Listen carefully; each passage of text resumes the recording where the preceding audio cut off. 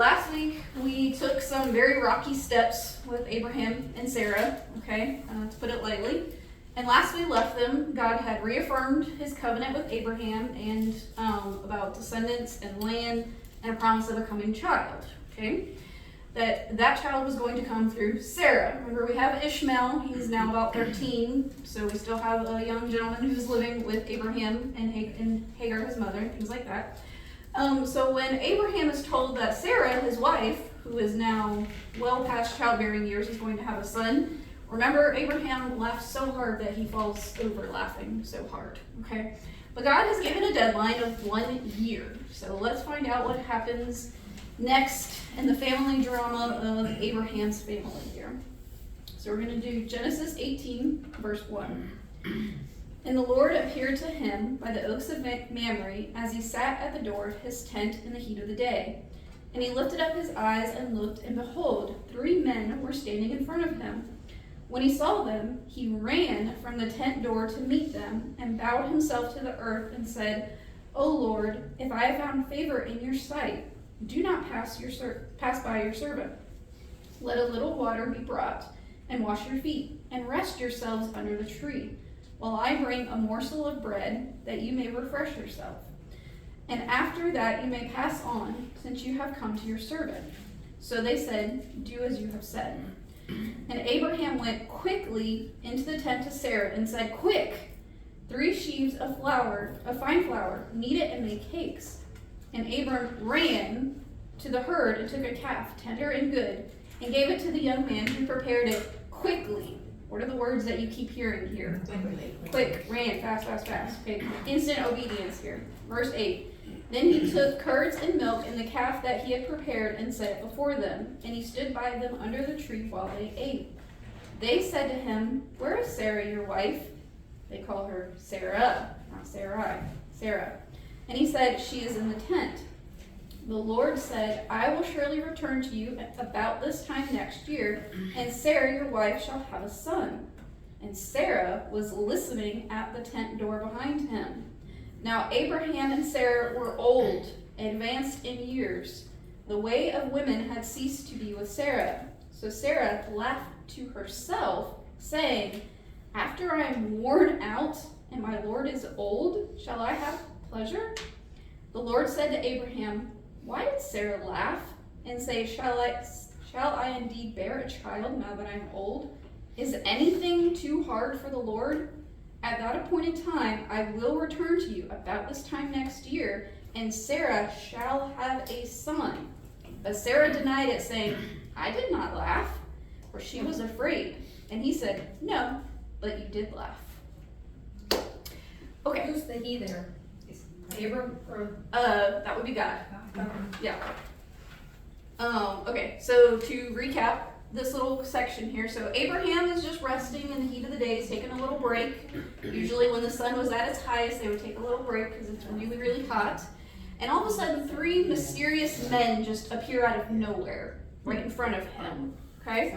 And what we find out as we kind of read through this is that it starts to dawn on Abraham that these are not just 3 ordinary men. Okay? That one of them, the one who is speaking here, is actually the Lord himself in a physical form. So we have another Christophany, okay? Well, being a good host, Abraham offers to wash their feet, and he eagerly and quickly prepares bread, beef, and cheese for them. Kind of sounds like they had a barbecue of cheeseburgers, and they must be Baptist because we had to eat. Why isn't he capitalized? In which version do you have? I have NASB. Yeah. It's kind of hard with the pronouns in some translations. They don't always capitalize it. And I think as we start to see that it unfolds that Abraham isn't quite sure who this is, because you see the transition of the names and the capitalizations, that it takes him a little while to realize who this is. That he's not aware at first when these 3 men show up, because then we start seeing that he's called the Lord, capital Lord. And then we aren't told that they're angels until later in the story, so I think it's that Abraham is taking time to figure out who these people are. Yeah. I think it kind of takes a little while for it to dawn on it. This isn't like the bright shining like angels and trumpets and just all the glory of heaven coming down. It's just 3 guys just show up and he's like, well, these are interesting. I'll take care of my visitors, and then it starts kind of dawning on him what they're And they're talking eating. about. Do angels eat? Yeah, it's kind of interesting that they do eat this. This is one of the only times that we are told that, you know, they're partaking in this food. So it's kind of interesting. Okay, so while they're eating, one of them starts to speak up, and he reminds Abraham of the promise. And I think that's when the light bulb goes off for Abraham of, oh, this guy knows only what the Lord has told me. So I think that's the moment that it starts dawning on him. Okay? So Sarah is way past childbearing years, okay, and she laughs just like Abraham did. So this is really ridiculous. Okay, so it's supposed to be jovial here. This is a really ridiculous idea that this is going to happen. Okay, we're talking about someone who's 190. Kind of ridiculous. Even today we would laugh and go, that there's no possible way that can even happen. Okay? And so God confronts Sarah through Abraham. He says, why did your wife laugh? He's overheard her saying this about laughing and about doubting what the Lord is telling Abraham. And it's very interesting, a beautiful word choice that the Lord chooses here in the Hebrew. We get, is anything too hard for the Lord? In the Hebrew, the word translated hard there is P-A-L-A, Paula, okay? It can mean hard, hidden, and difficult, which that thing would have been, but it also equally means great, marvelous, and wondrous, miraculous. So what this beautiful depiction of this word entails in the Hebrew is our viewpoint on something and God's viewpoint on something. Because we say, how can God do this hard thing? While he says, is anything too miraculous for me to do? In the same word. So it's a beautiful picture of the word that is translated here. So God is saying, is there anything too wondrous and miraculous that I can't do? Well, we're saying that's a really hard thing. How in the world are you going to do that? Okay? How do you spell that word again? P-A-L-A. Very easy short word. I like those ones. So at first Sarah tries to deny that she's laughing because she was very afraid. She did not want to be called out for her doubt. But the God who sees and hears is not fooled by her doubt. But he's still giving them the promise. Not even doubt is going to stop his promise. Okay? And at this point, does she realize that this is the Lord via this person? Or no? It doesn't give a hint of what her belief is. I mean, she was, unafraid enough to laugh, but she's not sitting out there with them. She's actually in the tent, so maybe she believed that because he's showing up in human form, he's not going to hear everything. So, we kind of get that maybe that she felt open enough to have her doubts in private, without realizing that the Lord's going to hear her wherever she is. Yeah. All right, so verse 16. So then we have the two men who are with him. Then the men set out from there, and they looked down toward Sodom. And Abraham went with them and set them on their way. Okay, so they're done feasting. They're going to go, and they're moving towards Sodom. Okay, and Abraham kind of follows along with these three men. Verse 17. The Lord said, shall I hide from Abraham what I am about to do, seeing that Abraham shall become a great and mighty nation, and all the nations of the earth shall be blessed in him. For I have chosen him, that he may command his children and his household after him to keep the way of the Lord, by doing righteous and justice. So the Lord may bring to Abraham what he has promised him. Then the Lord said, because the outcry against Sodom and Gomorrah is great, and their sin is very grave, I will go down and see whether they have done altogether according to the outcry that has come to me. And if not, I will know it. Then the men turned from there and went toward Sodom. But Abraham still stood before the Lord. Then Abraham drew near and said, will you indeed sweep away the righteous with the wicked? Suppose there are 50 righteous within the city. Will you then sweep away the place and not spare it for 50 righteous who are in it? Far be it from you to do such a thing, to put the righteous to death with the wicked, so that the righteous fare as the wicked. Far be that from you. Shall not the judge of all the earth do what is just? Then the Lord said, if I find at Sodom 50 righteous in the city, I will spare the whole place for their sake. Abraham answered and said, Behold, I have undertaken to speak to the Lord, but I am but dust and ashes. Suppose 5 of the 50 righteous are lacking. Will you destroy the whole city for lack of 5? And he said, I will not destroy it if I find 45 there. Again he spoke to him and said, Suppose 40 are found there. He answered, For the sake of 40 I will not do it. Then he said, Oh, not the Lord be angry, and I will speak. Suppose 30 are found there. And he answered, I will not do it if I find 30 there. He said, Behold, I have undertaken to speak to the Lord. Suppose 20 are found there. And he said, For the sake of 20 I will not destroy it. Starting to sound like a Dr. Seuss book, isn't it? Yeah, I feel like Abram. Stop it. Verse 32. And then he said, Oh, let not the Lord be angry while I speak again, but this once. Suppose 10 are found there.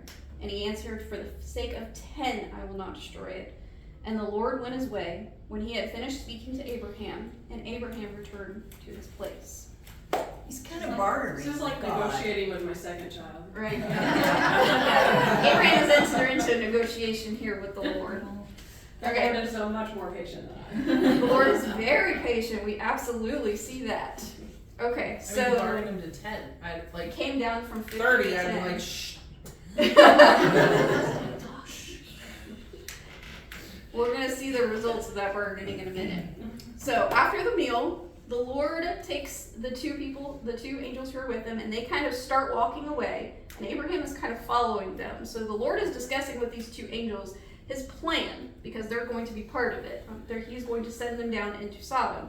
And he's asking, do I need to continue to hide this from Abraham? Or am I going to tell him? It's going to be through him that I'm going to bless all of these nations. He should know justice and mercy, the balance there, and what is getting ready to happen. And also, who's in Sodom? His nephew is there. Okay? So the Lord is kind of having this discussion with the two angels, and he sends them off and he stays there. And Abraham comes up to him, having heard the plan, and he asks a very interesting question. He wants mercy based on God's justice. Shall not the judge of the whole earth do what is just? And it's a very loaded question, because who gets to decide what's just? God. As judge over the whole earth, he gets to decide what's just. Okay? So Abraham negotiates with very bold humility, because he's reminding the Lord, please don't be angry with me. I am asking a very, very hard thing here. To spare the city, and he negotiates them down from 50 down to just 10. If there are just 10 people we can find in the city, please spare the entire city. And it shows us a couple of very interesting things about the Lord. Number one, he always listens to intercessions. Never once does he stop Abraham and say, I'm done having this conversation. I have decided what I'm doing. He says, yes, for 50 I'll do it. For 45 I'll do it. For 40 I'll do it. For 30 I'll do it. For 20 I'll do it. For 10 I'll do it. And it's Abraham who stops the negotiations. Okay? So he always listens to intercessions. And as we will find out, he will always, always act justly. But sometimes we have to remember that our definition of just is not the same as his. Okay? So let's find out what happens in chapter 19. Verse 1. The two angels. So now we have figured out that they're angels. Okay, so you see this progression here in the story. They're now angels. The two angels came to Sodom in the evening, and Lot was sitting in the gate of Sodom. When Lot saw them, he rose to meet them and bowed himself with his face to the earth, and said, My lords, please turn aside to your servant's house, and spend the night and wash your feet. Then you may rise up early and go on your way. And they said, No, we will spend the night in the town square. But he pressed them strongly, so that they turned aside to him and entered his house. And he made them a feast, and baked unleavened bread, and they ate. So apparently the meal at Abraham's wasn't enough for the angels. They then had course 2 at Lot's house. So yeah, they needed more snacks apparently. Long walk. They were pretty hungry. They had 2 feasts that day. Verse 4. But before they lay down, the men of the city, the men of Sodom, both young and old, all the people to the last man. Do you think the Lord's serious about who showed up knocking on the house? He makes the emphasis 3 times here. The men of the city, both young and old, all the people to the last man. He's very serious. Surrounded the house, and they called out to Lot, "Where are the men who came to you tonight? Bring them out to us so that we may know them." Lot went out to the men at the entrance, shut the door after him, and he said, "I beg you, my brothers, do not act so wickedly. Behold, I have 2 daughters who have not known any man. Let me bring them out to you and do to them as you please." Yeah, we're going to talk about that. "Only do nothing to these men, for they have come under the shelter of my roof." But they said, "Stand back." And they said, "This fellow came to sojourn, and he has become the judge. Now we will deal worse with you than with them." Then they pressed hard against the man, Lot, and drew back to break the door down. When the men reached out their hands, this is the angels, when the men reached out their hands and brought Lot into the house with them and shut the door. And they struck with blindness the men who were at the entrance of the house, both great and small, so that they wore themselves out groping for the door. Wow. Okay, so first let's be reminded of Lot's progress here, okay? So he lived in Ur of the Chaldees with his entire family, but when his father died, they moved from there to a city called Haran, okay? He moves, when his grandfather dies in Haran, he goes with his uncle Abraham. Remember, they sojourn around. They eventually end up in Egypt, where that whole situation went down, and they come out of Egypt. And it is then Lot's decision to go toward Sodom. So he starts pitching his tent in the direction of Sodom. Eventually, he moves into the city, and then remember what happens when he moves into the city. The kings come and take it over, and they capture him away, and they kidnap him, right? And then his uncle has to rescue him. Well, now we see that Lot is not only back in Sodom, but he's become one of the authorities. He is sitting at the gate in a seat of authority. So he has become a judge of the city. He's become a spokesperson in the city, okay? So we see this very interesting progression of Lot, okay? So now we have the 2 angels who enter the city, and Lot happens upon them because where is he sitting? The gate. The gate. So when they would have entered the gate, Lot would have seen them, and he begs them to come and stay at his house. Okay? This is not just hospitality. He knows that if those men stay out there, something bad is going to happen to them. Okay? So he's not only being hospitable, but he is trying to protect the well-being of these 2 people. Okay? It becomes very evident very quickly how wicked this city has become in the sight of the Lord. We are told that all men, young and old, and no, we're not told how young, but we are told young, surround the house with these vile demands. Bring those men out here. We want to have sexual relations with them. That is what they're asking for. They're making it very clear what they want. And Lot's compromises are also very clear. He not only says, please don't do this, he offers them a substitute. His own 2 daughters who are still virgins. And he says, you can do whatever you want to them. He's sacrificing his children for these 2 men. He is. Yeah, I'm sorry, I'm not going to sacrifice any children for anybody. So he has become like the surrounding nations. He is sacrificing his 2 daughters, saying you can do whatever you want with them. Anything you want with them. But the men of the city are not persuaded. They want the angelic beings. They want this people, okay? Do they know that they're angelic? They know that there's something different about them. So it's probably, depending on the men, they probably had a wide range of what they believed that these people were, whether they were divine, whether they were just different, whether they were beautiful. We're not told how they looked. We don't know that they had wings and all the other things that we see some angels, having that Right. form. Something's different enough about them to where their lust is turned for these men. Okay. And then we get the level of lust. They attempt to break the door down. Okay. They tell Lot, "We will do worse things to you than we planned on doing to them." Just the level of evil there. Okay. If Lot continues to stand in the way, their lust and greed is going to turn on Lot. But the two angels step in to protect Lot, okay, and they strike the men with blindness. Now listen, if you were in the middle of a very wicked act and God struck you down with blindness, do you think that you would eventually stop? Now that would be a big I sign. would like to think I would. You would like to think that you would stop whatever you were doing. But if we are told that even being struck blind, these men wear themselves out trying to find the door to get in the house. They wear their own energy down, groping for the door to try to get to these two angels. So not even their lust is tempered down by blindness here. So what is the big major message that you think the Lord wants you to see right here? Sodom's sin is not hidden away. God's judgment on them is going to be just. Okay? Because we have a wide range of men here trying to do this very wicked thing. So God has seen exactly what wickedness has come to Sodom. Okay? So let's find out the rest of the story.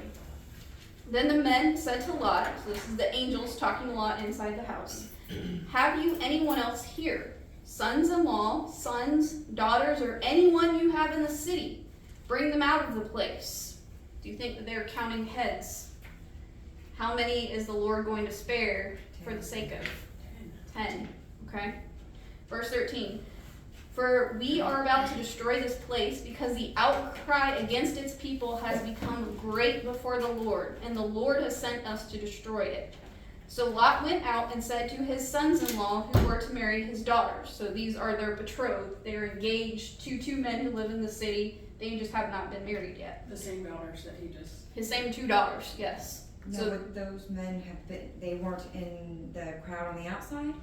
we're told that he went out to them. So if they were outside, if they were in their house, we're not told exactly their location, but he goes to them, he finds them. And this is what Lot tells them. "Up, get out of this place, for the Lord is about to destroy the city." But he seemed to his sons-in-law to be jesting.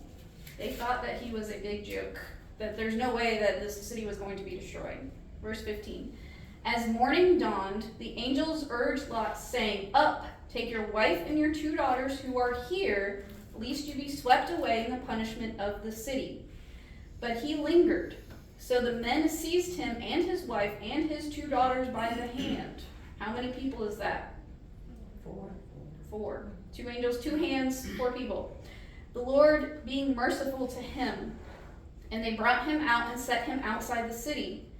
And as they brought them out, one said, 'Escape for your life. Do not look back or stop anywhere in the valley. Escape to the hills, lest you be swept away.' And Lot said to them, 'Oh no, my lords. Behold, your servant has found favor in your sight, and you have shown me great kindness in saving my life. But I cannot escape to the hills, lest the disaster overtake me and I die. Behold, this city is near enough to flee to, and it is a little one. Let me escape there. Is it not a little one? Then my life will be saved.' And he said to him, 'Behold, I grant you this favor also, that I will not overthrow the city of which you have spoken. Escape there quickly, for I can do nothing until you arrive there.' Therefore the name of the city was Zoar. The sun had risen on the earth when Lot came to Zoar. Then the Lord rained on Sodom and Gomorrah sulfur and fire from the Lord out of heaven. And he overthrew those cities and all the valley and all the inhabitants of the cities and what grew on the ground. But Lot's wife behind him looked back, and she became a pillar of salt. And Abraham went out early in the morning to the place where he had stood before the Lord, and he looked down toward Sodom and Gomorrah and toward all the land of the valley. And he looked, and behold, the smoke of the land went up like the smoke of a furnace. So it was that when God destroyed the cities of the valley, God remembered Abraham and sent Lot out of the midst of the overthrow when he overthrew the cities in which Lot had lived. So, the angels tell Lot, judgment is coming. We are serious about this. Gather your family up and flee. Okay? So Lot goes to the men who are betrothed to his 2 daughters with news of the coming destruction, and they do not take him seriously at all. They laugh in his face. They say that that's impossible, right? They don't believe him. And Lot returns empty-handed, but he hesitates to leave. Okay? We're not sure why. Maybe he's fearful. Maybe he has a lot of doubts about whether this is going to happen. But, we want to think that if 2 angels showed up on our doorstep and told us to get out, that we would just head out, right? And they seem to be kind of lollygagging here. So the angels are kind of forced to take Lot and his family out. And even while they're fleeing, Lot intercedes and begs, don't send me to the mountains. I will not survive if you send me to the mountains. The mountains are going to just crush me. He talks about a neighboring little city, a city that we have talked about, Zoar. Does anybody remember what Zoar means? It means insignificant. So it was a tiny, tiny little city, okay? But it's a neighboring city. And even Lot says, isn't this a tiny little city? Can you just notch it off your radar? Just destroy everything else and just leave this tiny little city?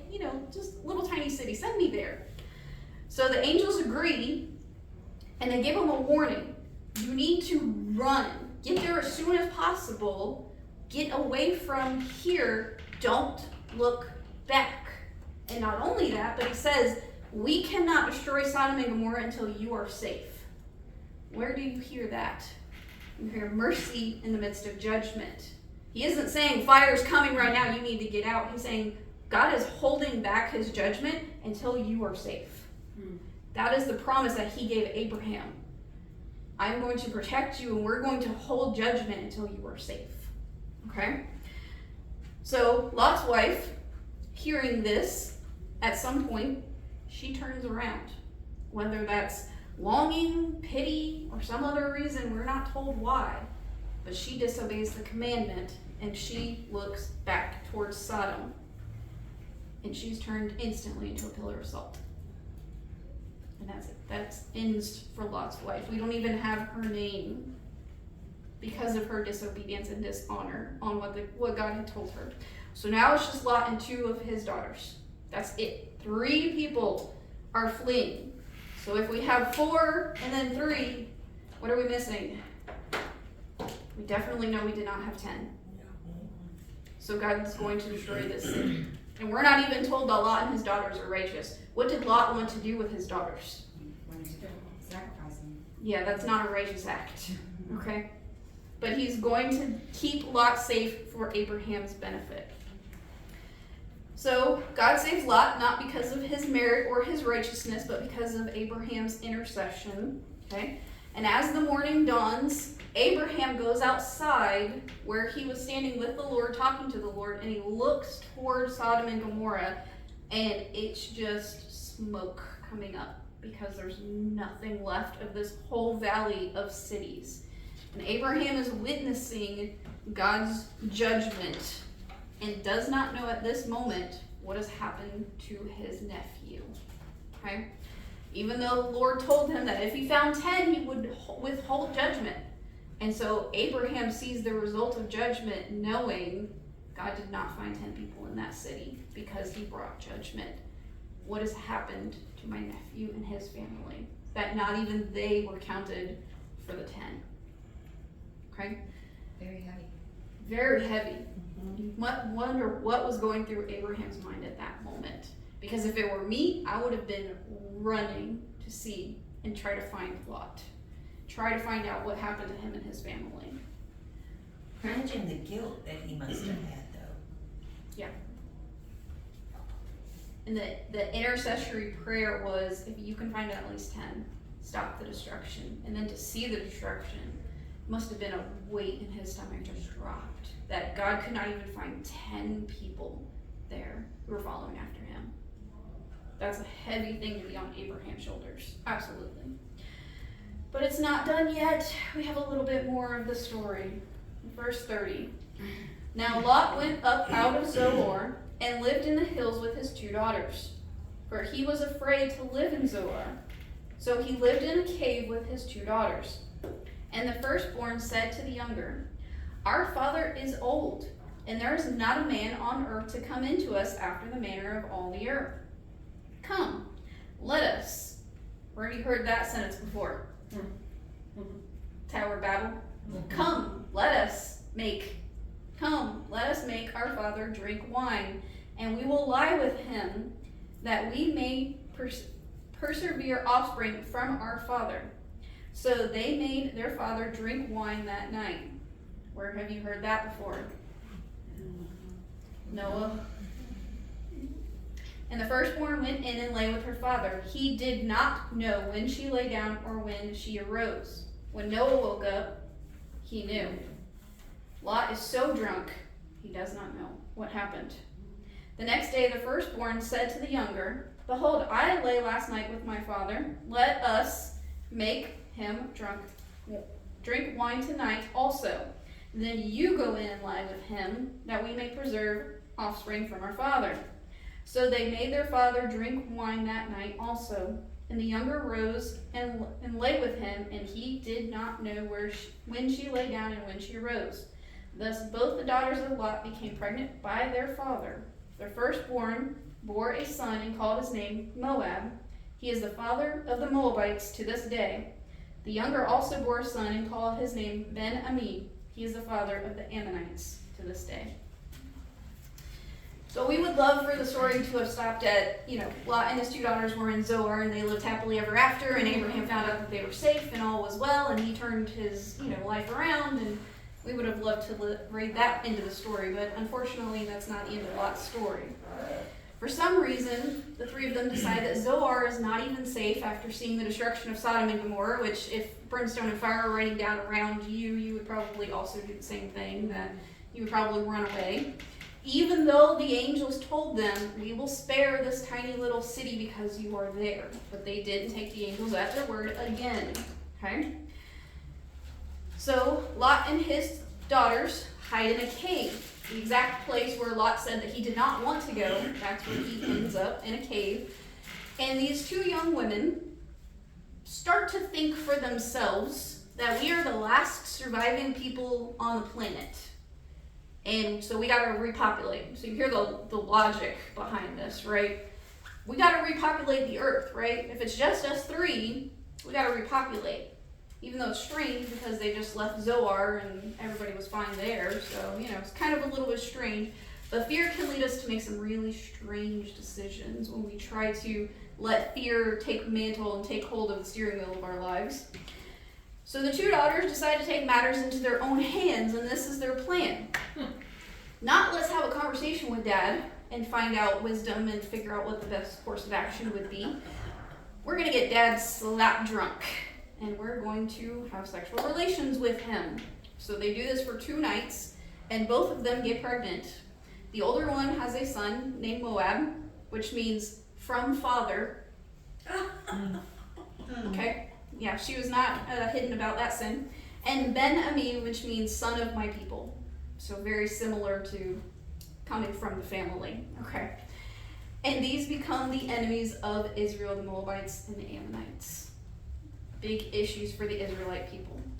So this dark ending reminds us that compromise does not just affect the individual who is compromising. It can shape future generations. Because Lot compromised, we now have these enemies of Israel. Okay? Lot was saved, but his legacy is just absolutely marked with sorrow and fear and just very, very weird situations here. But God's grace rescued him, and his story shows us that what we tolerate today can bear painful fruit tomorrow. Okay? Chapters 18 and 19 show us that God is just. He is also merciful. He keeps his promises even when our faith is weak. He listens to our prayers. He sees open and hidden sin, and he is the judge of all the earth who will do what is just. We just have to remember he gets to define what is just, not us. Now, why didn't, and maybe we talked about this and I'm just not remembering it.